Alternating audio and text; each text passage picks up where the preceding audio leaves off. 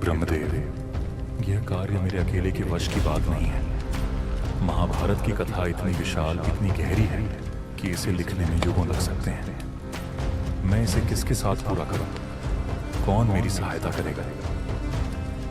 व्यास, यह केवल एक कथा नहीं, बल्कि युगों युगों तक मानवता के लिए एक मार्गदर्शक होगी। इस कार्य के लिए तुम्हें एक दिव्य सहायक की आवश्यकता है।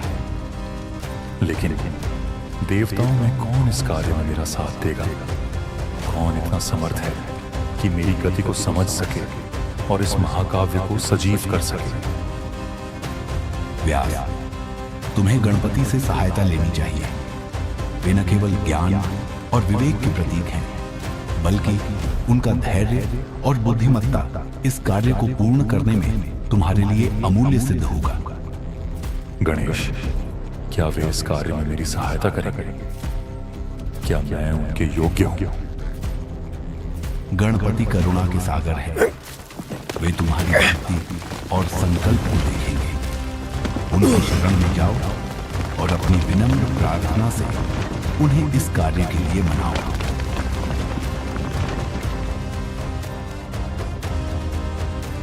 यदि गणेश ही मेरी सहायता कर सकते हैं तो मैं उनके पास जाऊंगा, चाहे बर्फीले पर्वत हों या दुर्गम मार्ग। मैं उन्हें ढूंढने के लिए हर प्रयास करूंगा।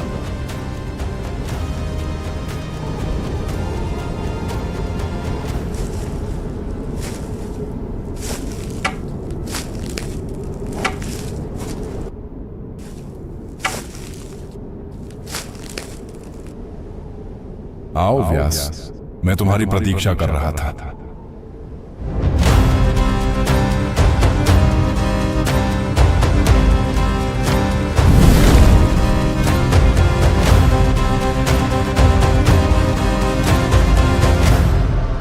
प्रभु गणेश, आपको मेरा सादर प्रणाम।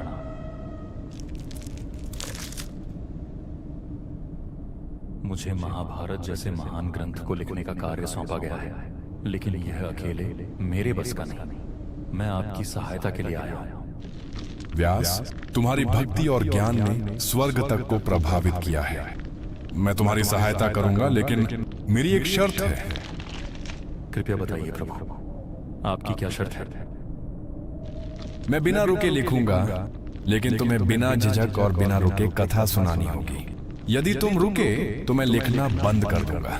यह उचित है प्रभु, लेकिन मेरी भी एक विनती है।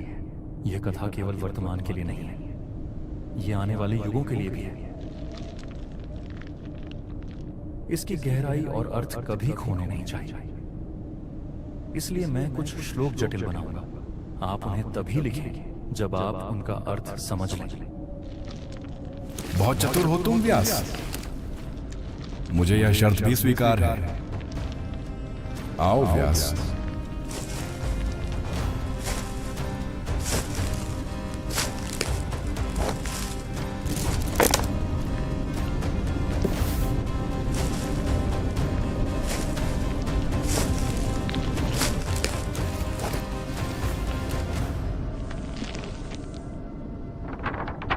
कथा आरंभ करो व्यास।